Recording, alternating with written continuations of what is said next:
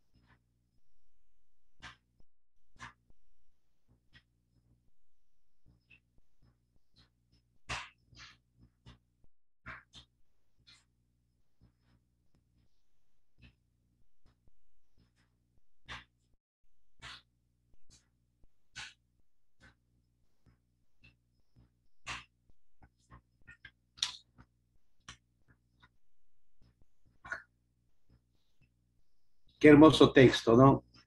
Empezamos desde el versículo 13, ¿sí? Como que lo volvemos a releer. Se presentó Jesús, se fue Jesús. Otras traducciones. En ese entonces llegó Jesús que venía de Galilea al Jordán donde Juan para ser bautizado por él. Para ser bautizado por él.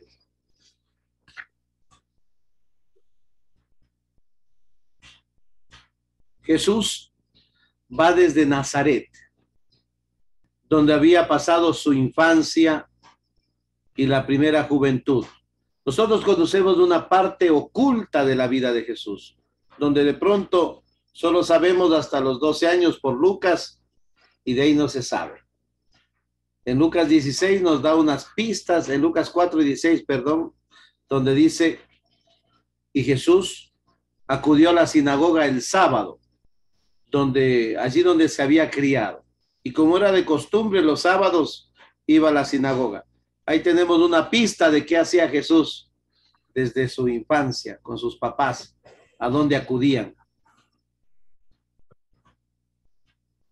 Se dirige Jesús al río Jordán.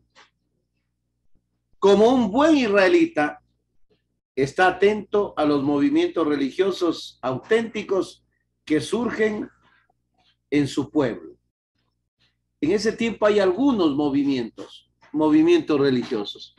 Uno de ellos es el movimiento de Juan Bautista, novedoso por su manera de predicar, por su forma aguerrida de hablar las cosas y por su forma también directa de llamar la atención y denunciar las atrocidades del sistema, la situación que está viviendo, la situación de opresión del pueblo de Israel.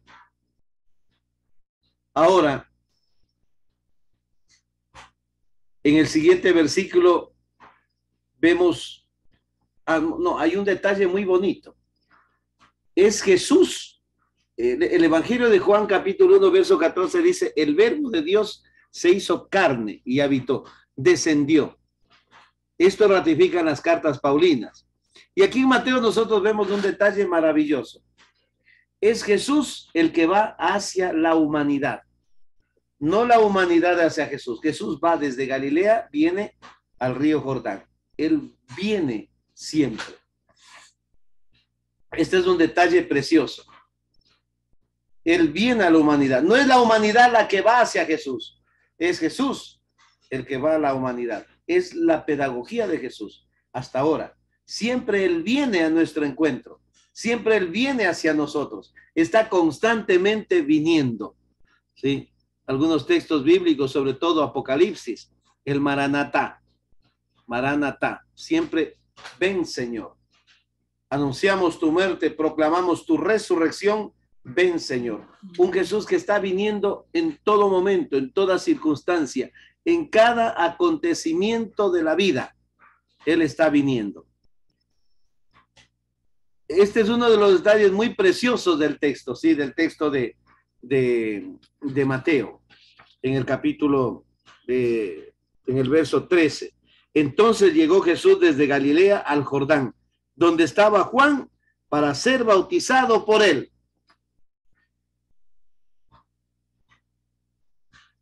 Pero Juan trataba de impedírselo diciendo, soy yo el que necesita ser bautizado por ti, y tú vienes a mí. ¿Tiene razón Juan o no tiene razón? Claro que tiene razón. Juan espera la salvación, espera al Mesías. Y él simplemente está haciendo un rito de penitencia que lo preparará para recibir al que viene detrás, al Mesías. Cuando dice Juan, soy yo el que necesita tu bautizo, significa que Juan lo ha reconocido ya lo reconoce, sabe quién es Jesús. Él es el prometido, el novio, como dice, a quien no merezco desatarle la correa de las sandalias. Él es el novio. Juan Bautista tiene razón al decir eso. El intento de Juan de impedir el bautismo de Jesús es el reconocimiento prácticamente de la diversidad entre los dos y el conocimiento del nuevo. Jesús es la buena nueva que entra en ese momento ya en escena. Sí, en ese momento entra en escena. Eso ya había dicho Juan los signos. Aquel que viene después de mí os bautizará en Espíritu Santo y fuego. Tiene en la mano el bieldo, limpiará, recogerá, quemará. Dice, quemará la paja seca y la echará al horno encendido, al fuego. ¿Sí? Este recurso que utilizan los evangelistas para hacernos entender cómo será el castigo, ¿no? El castigo eterno será con fuego. Cuando uno se quema, no hay peor dolor que la quemadura, de pronto, ¿no? Si más que decirnos que el infierno va a ser con llama y todo eso, nos está diciendo que sí, el peor dolor del ser humano será no tenerlo a Dios, no tener a Dios en la vida, ¿sí? Qué dolor tan grande, no hay dolor más superior a ese. Bueno, ser chamuscados, ser quemados, eso depende cómo nosotros interpretemos la Sagrada Escritura, ¿sí? Sí, cómo interpretemos la Biblia. En ese tiempo se pensaba así. El dolor de una quemadura quizá es uno de los dolores más fuertes, difíciles, que son más prolongados inclusive. Si una quemadura se prolonga el dolor más tiempo que otro tipo de dolor quizá, ¿no? De herida. Entonces, por eso se utiliza este recurso, el Gehenna. Así va a ser el castigo, así van a ser castigados. ¿Sí? Aquel que viene después de mí. El comportamiento de Jesús, aquí viene el comportamiento de Jesús. Jesús le dice a Juan, déjame. Miren el texto como dice. Pero Jesús le respondió, permíteme por ahora, pues conviene que así cumplamos toda justicia. Este pasaje es hermosísimo, esta parte es bellísima. ¿Por qué? Porque Jesús no viene a hacer lo que Él quiere. No viene con un proyecto triunfalista. Él viene a meterse en el río. El río simboliza el mundo, donde Jesús viene realmente a meterse en nuestra humanidad, a asumir nuestro pecado, a asumir nuestro dolor. Eso significa, así conviene que se cumpla toda justicia. Esa es la justicia. Dios ha venido ¿para qué? Para salvarnos. Y para salvarnos hay que meterse dentro de la realidad que necesita ser redimida. El pueblo tiene que ser redimido, pero el pueblo es pecador, el pueblo está sufriendo, el pueblo está oprimido, y ahí es donde Jesús se encarna, donde Jesús se mete. No para quedarse ahí, sino para salir. Por eso la palabra de Dios dice, compartió en toda nuestra condición humana, menos en el pecado, menos en el pecado. ¿Sí? Entonces, el comportamiento de Jesús es someterse. Él viene a someterse al plan salvífico de Dios. Eso significa, así cumplimos toda justicia. Sumisión al plan salvífico de Dios. San Pablo va a decirnos, Dios lo hizo pecado. O sea, Dios hizo a su hijo pecado. No perdonó a su propio hijo por amor al hombre, al ser humano. Eso pondera inclusive Jesús mismo en el Evangelio de San Juan. Sé que es escrito después, ¿no es cierto?, en el capítulo 3, cuando dice, tanto amó Dios al mundo que envió a su propio hijo. ¿Quién puede ser capaz de dar como regalo a su mismo hijo, sino alguien que muere de amor, a lo mejor por el verdugo, por el sinvergüenza, por el pecador, por el ingrato? ¿Cómo no ser agradecidos con Dios frente a este acto de redención tan misericordioso? Como decimos en el pregón pascual, ¿no es cierto?, el día sábado santo, oh feliz culpa que mereció tan grande Redentor. Sin el pecado de Adán, Cristo no nos hubiera rescatado. El pregón pascual lo llama, oh feliz culpa que mereció tan grande Redentor. Por eso, respeta el modo y los tiempos. ¿Cuál es el modo? El modo es la humildad. A eso se llama la kenosis. Eso aparece en la carta de San Pablo a los Filipenses. La kenosis, la humildad. Se humilló, se hizo esclavo. La kenosis. Y los tiempos, la hora, un tiempo kairos, no es un tiempo cualquiera, es un tiempo kairos, es un tiempo especial. Es un tiempo cuando, como dice la carta de San Pablo a los Gálatas, cuando llegó la plenitud de los tiempos, así leíamos en la fiesta de Santa María, Madre de Dios, ¿cierto? Cuando llegó la plenitud de los tiempos, Dios envió a su Hijo, nacido de mujer. Cuando llegó la plenitud, el kairos, el tiempo kairos. La diversidad de los dos se colige también por las familias de proveniencia. Ustedes han de ver que Juan proviene de qué familia? De una familia sacerdotal. De una u otra manera, Juan proviene de la élite. De una u otra manera. Aunque el modo de vivir de Juan no parece. No tiene nada que ver con la élite, cómo vivían los sacerdotes ni nada de eso. Juan vive una vida distinta. ¿Sí? Parece que es un esenio, vive en el desierto, una vida demasiado austera, dedicada a la oración, a la contemplación, a la meditación de la Sagrada Escritura, a conocer la Sagrada Escritura, inclusive del lugar. Para Juan, Jerusalén, recuerden, ¿dónde está el templo? En Jerusalén. Para Juan es importante eso. En cambio, para Jesús, ahí tenemos un Nazaret, una aldea de Galilea, una aldea de Galilea. Inclusive la modalidad de la concepción, el anuncio a Zacarías, una persona importante, un sacerdote. Acá, en cambio, a una mujer campesina de Nazaret, María, la María, una mujer pobre de una aldea. En una aldea vive gente sencilla, gente que no tiene mayor cosa para vivir, viven desamparados, son marginados, excluidos, ¿sí? Todo está manifestando el pasaje entre el Antiguo y el Nuevo Testamento. Juan cierra el Antiguo Testamento. Con Jesús empezamos el Nuevo Testamento.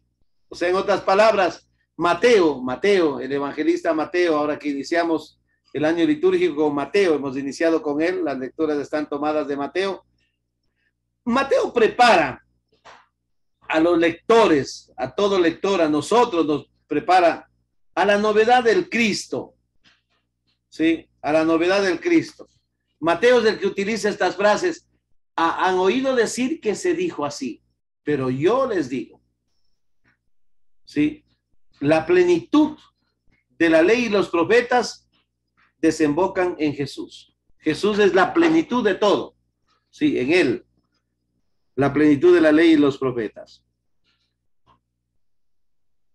Espero que esté claro esta primera parte. Es bien importante. Sobre todo esta parte central. Por ahora, por Dios. Te entiendo. Como Jesús le dice, te entiendo. Pero ahora toca cumplir lo primero. Después ya vendrá lo otro. Ya Mateo 28, 19, ¿qué dice? Vayan por todo el mundo, hagan discípulos, bautizándolos en el nombre del Padre y del Hijo. Y ya, acá viene la segunda parte, pero toca empezar por el comienzo. Jesús viene a rescatarnos primero. Sin rescatarnos, imposible lo otro. El plan de Dios así ha sido escrito. Dios envía a su Hijo para salvarnos. Y la única manera de salvarnos es haciendo a su Hijo, insertándolo a su Hijo en la propia realidad, en la propia miseria, en el propio pecado, ¿sí? ¿Para qué? Para lograr la verdadera justicia, para lograr el verdadero reino que Jesús quiere inaugurar y quiere construir con su pueblo. Ahora viene la segunda parte, la tercera parte podemos decir, la presentación de Dios Padre y el Espíritu Santo. Más que decirnos que para bautizar se necesita agua y que el detalle más importante es manifestarnos quién es Dios. Jesús viene a revelarnos quién es Dios. ¿Y quién es Dios? Dios es una familia trinitaria. Está muy claro, ¿sí? Este es mi hijo, ¿sí? Este es mi hijo. Como dicen algunas sectas evangélicas, que Jesucristo es el Padre, como dice, muéstranos al Padre y eso nos basta, así le dice Felipe. Y Jesús le responde, tanto tiempo que estoy con usted y no me conoces, quien me ha visto a mí ha visto al Padre. Ya ven, Jesucristo también es el Padre, o sea, solo hay, por eso se bautiza en el nombre de Jesús nomás. Dios le dice, este es mi hijo, no dice, este soy yo mismo. Este es mi hijo. Bueno, entonces uno de los objetivos es presentar la imagen de Dios. ¿Quién es Dios? Y para eso se utiliza la imagen de se abrieron los cielos. Marcos dice, se rasgaron los cielos. Es una figura del Antiguo Testamento. ¿Sí? Aquí dice, se abrieron los cielos. Vamos a ver entonces, dice el texto. Bueno, dice que entonces lo dejó. Luego dice, bautizado ya Jesús, salió del agua y en esto se abrieron los cielos. Vio al Espíritu de Dios que bajaba en forma de paloma y venía sobre él. Este es el versículo 16.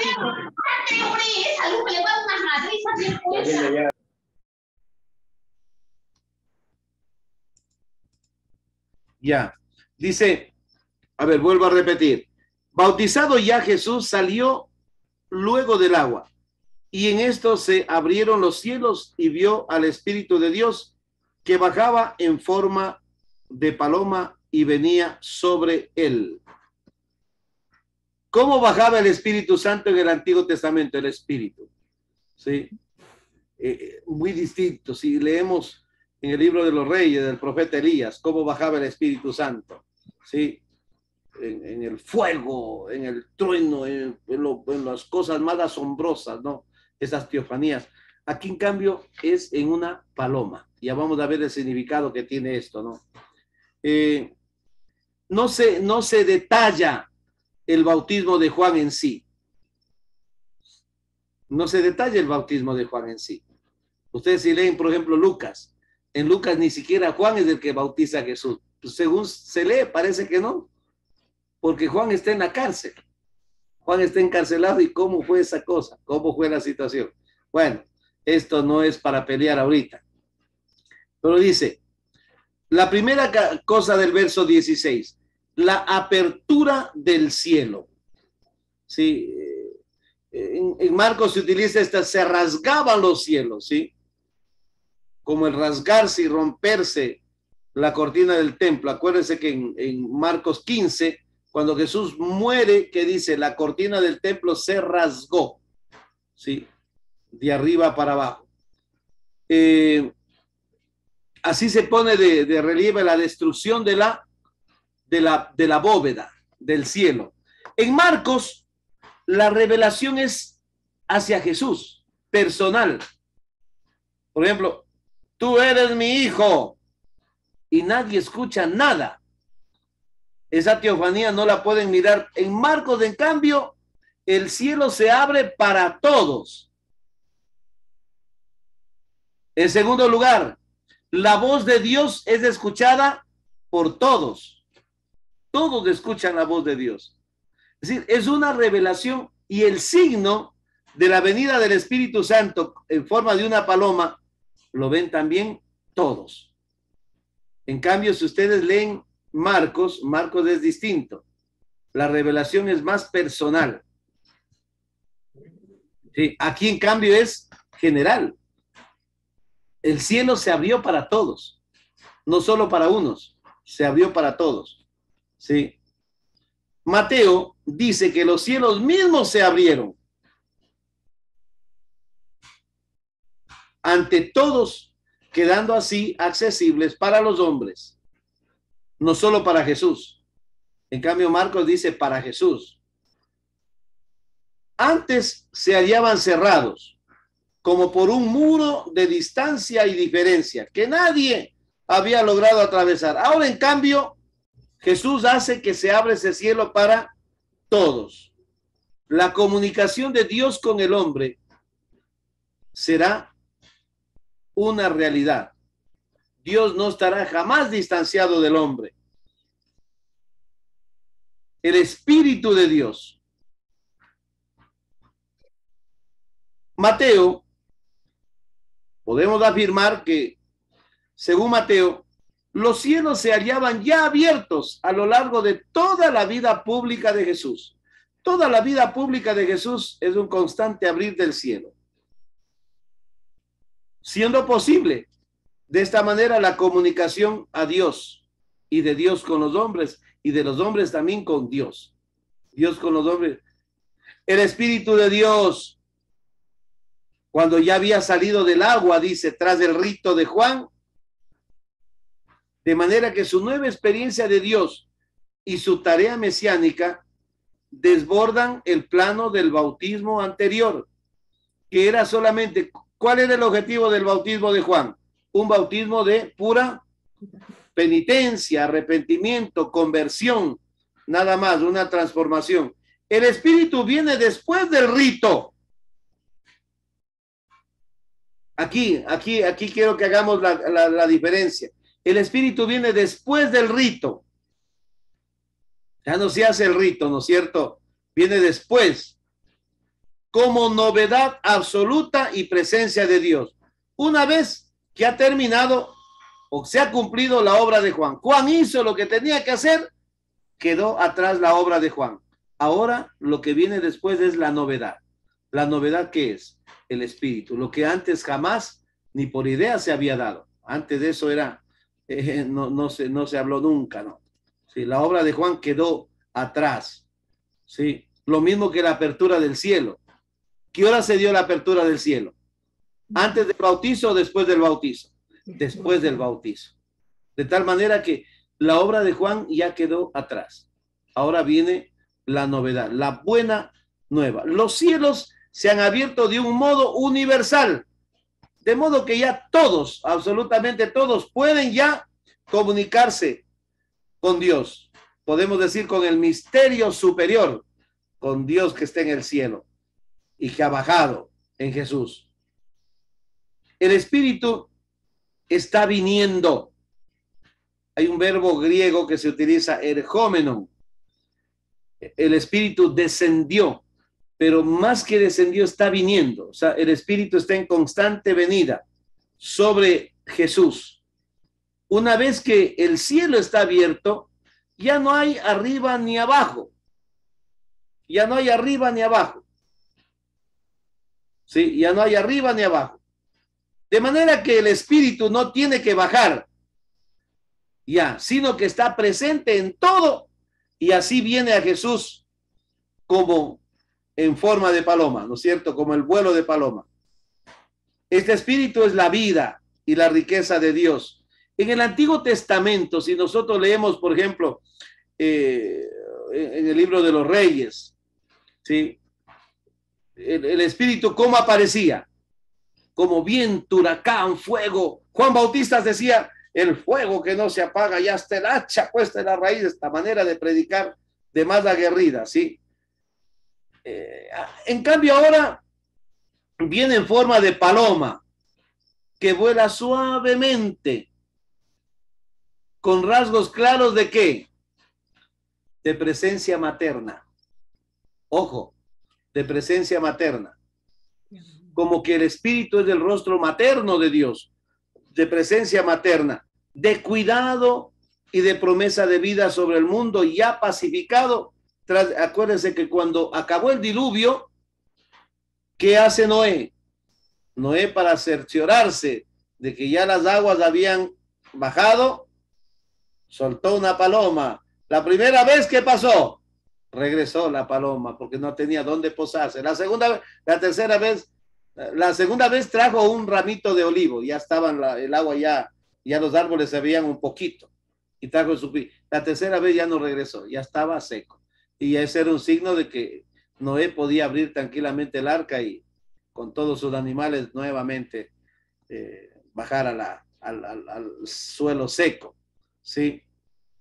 Esta escena de apertura del cielo y de la venida del Espíritu constituye la presencia, a ver, la presentación más honda, no se olviden, de la tarea mesiánica. Este es mi hijo el amado, sí, de la tarea del Mesías. Aquí se ratifica el sentido de su concepción y nacimiento. Aquí comienza prácticamente la misión definitiva. Este es mi hijo el amado, en quien me he complacido. Dios abría su cielo y enviaba al Espíritu, su Espíritu a Jesús. Ahora bien, completando esa imagen, el texto nos ofrece ahora la palabra del cielo. La palabra del cielo. ¿Cuál es la palabra del cielo? La palabra de Dios. Es la palabra de Dios que revela e instaura el misterio filial de Jesús, proclamando: este es mi hijo el amado. ¿Cuál será el ministerio de Jesús, por lo tanto? ¿Cuál será la misión del hijo? Como hijos, ¿qué tenemos que hacer? Si el bautismo nos hace a nosotros hijos, ¿cuál es nuestra misión? ¿Cuál es la misión de un hijo? ¿No es cierto? En la casa, en el hogar. ¿Cuál es nuestra misión también como hijos nosotros? El bautizo nos hace hijos, ¿sí? La misión del hijo, ¿cuál es la misión del hijo? ¿Y cómo llevó a cumplimiento la misión Jesús, ¿no es cierto? Jojuyos, bu, jo, agapetos, dice el texto. Este es mi hijo, el amado, en quien yo me he complacido. En cambio, en Marcos utilizaba un discurso un poquito más directo. En Marcos decía: tú eres mi hijo, tú eres, señalando, tú eres mi hijo. ¿Sí? Como que da la impresión que se dirige solamente a Jesús. Ahora, esta teofanía, en cambio, se dirige a toditos, para que todos sepamos que Jesús es el Hijo de Dios, porque Dios así lo presenta. Esto no es una mentira, ¿sí? En Mateo Dios habla para todos, no para Jesús, que ya lo sabe. En Marcos Chúticas da ganas de reclamar a Marcos: ¿por qué dice solo tú eres mi hijo? Como ya Jesús sabe, pues. Ahora, para todos, para los que están en la escena, en ese momento en el auditorio, y quizá mejor para nosotros los lectores del Evangelio, los que estaban en ese momento y los lectores de ahora, para que sepamos quién es Jesús. Sí, este es mi hijo, destacando de esta manera el carácter abierto, eclesial, ojo, eclesial del pasaje. Es un lenguaje eclesial. Por eso Mateo es un evangelio eclesial, ¿no es cierto? Porque se dirige para todos, para la iglesia, ¿sí? Esta no es una experiencia privada de Jesús, sino una escena de revelación mesiánica abierta a todos los creyentes, a cada uno de nosotros. No es una escena de revelación privada, ¿no es cierto? Lo que la venida del Espíritu expresaba como experiencia de cercanía divina, se vuelve ahora palabra del cielo que se dirige para todos. Ya Jesús ha sido enviado, ¿no es cierto? Ahora, Jesús sabe que lo envió el Padre. El Padre sabe que lo envió al Hijo. A nosotros nos interesa saber. El Padre, por designio, hace que todos seamos conocedores de ese misterio, de ese designio amoroso de Dios. Qué hermoso texto. Ahora yo quiero hacer unas preguntas, ¿no es cierto? Sí, unas preguntas para poder profundizar este texto maravilloso que hemos escuchado. Y las preguntas serían estas. ¿Qué me quiere decir Jesús cuando él, que no tenía pecado, se puso en la fila de los pecadores? ¿No creen ustedes que este es el máximo acto de solidaridad y de amor de parte de Dios a nosotros? ¿No es cierto? Esto es solidaridad. Esto es misericordia. Dios se compadece de nosotros. Y una voz que le decía, este es mi hijo amado en quien me complazco. La pregunta sería, ¿qué importancia tiene en tu experiencia de fe tu relación filial con el Padre? ¿Por qué somos malos hijos? La razón es porque no nos relacionamos con el Padre. No vivimos, no somos amigos del Padre, no nos acercamos al Padre. Y como no nos acercamos al Padre, no lo conocemos. Y como no lo conocemos, hacemos lo poco que se nos ocurre hacer a nosotros. ¿No es cierto? Jesús, en cambio, conoce al Padre, sabe lo que tiene que hacer. Dice, yo hago lo que vi hacer a mi Padre. Entonces él lo conoce bien, sabe quién es su Padre. ¿Sí? Y una voz que decía, este es mi hijo. ¿En qué momentos de tu vida has sentido que Dios te habla y te aclara tu misión? La misión de ser hijo, de portarme como hijos y de enseñar a ser hijos a todos. Y siendo hijos, vivir la fraternidad, porque si somos hijos, nos sentimos hermanos del otro. Nunca vamos a reprochar ni a despreciar a un hermano, jamás. Se superarán muchas barreras que ahora a nosotros nos dividen. Qué importante es el sacramento del bautizo. Jesús se dirigió a Juan para que lo bautizara. La pregunta es, ¿qué significa para ti estar bautizado? ¿Cuál es la voluntad de Dios que yo me resisto a cumplir? ¿Qué es lo que no me gusta? Miren, Juan, él tiene una cosa clara en la cabeza. Soy yo el que necesito ser bautizado por ti y tú vienes a mí. Si bien es cierto, Juan tiene razón, pero a la final no es nuestra razón, sino la voluntad de Dios. A veces puede ser que tengamos razón en muchas cosas, pero Dios no camina por nuestra razón. Imagínense ustedes qué significa justicia. ¿Qué significa justicia para Dios? Lo que para nosotros es justicia, para Dios no es justicia. ¿Y la justicia de Dios qué es? Meterse en nuestra realidad, asumir nuestro dolor, nuestro pecado, acoger nuestro pecado, cargar nuestro pecado. Nosotros eso no lo vemos como justicia por ningún lado. Nosotros, en cambio, vemos como justicia pagar por nuestros pecados, ¿sí o no? Eso para nosotros es justicia, que todas las paguemos. Y a veces nosotros nos matamos diciendo, chicas, aquí mismo la hemos de pagar todo. O si no pagas aquí, pagas en el purgatorio. Y allá, chúticas. Y a veces nos olvidamos que hay un Dios, que existe un Dios que es infinita misericordia, infinito amor. Este Jesús manifestado así, humildemente, kenosis, que se humilló, ¿no es cierto? Es reconocido en el escenario del Jordán por Juan el Bautista.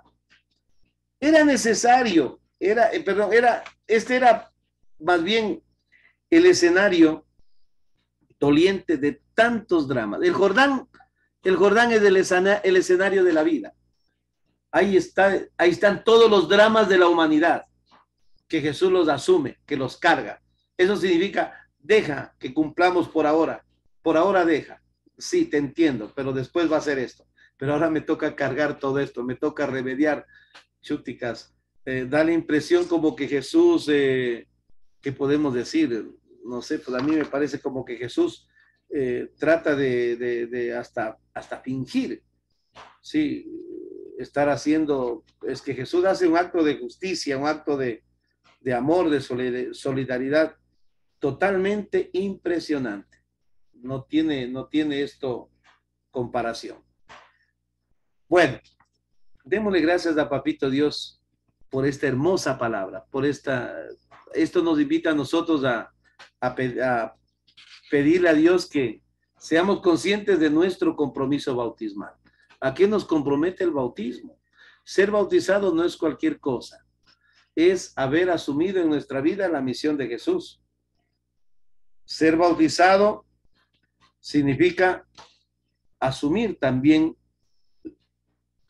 en nuestra carne, en nuestra vida, la tarea. No solamente quiere decir bauticen, vamos a bautizar y a bautizar un pilo de gente. Tenemos bautizados bastantísimos. primeras comuniones, lo que quiera, confirmaciones, lo que quiera. Lo que no tenemos es cristianos, sí, cristianos pocos. Y pensamos que cristianizamos porque bautizamos. Y no es así. Estamos lejos. Yo pienso que tenemos que asumir este reto de formar, de inculcar y de apasionarnos por esta misión de Jesús.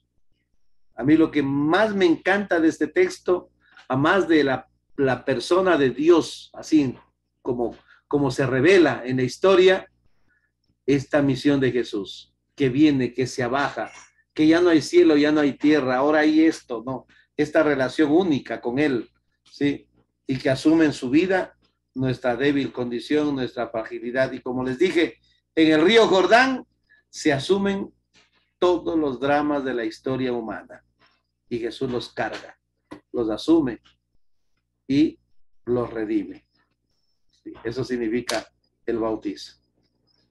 Vamos a decir a Mamita Virgen, que ella es la madre de Jesús.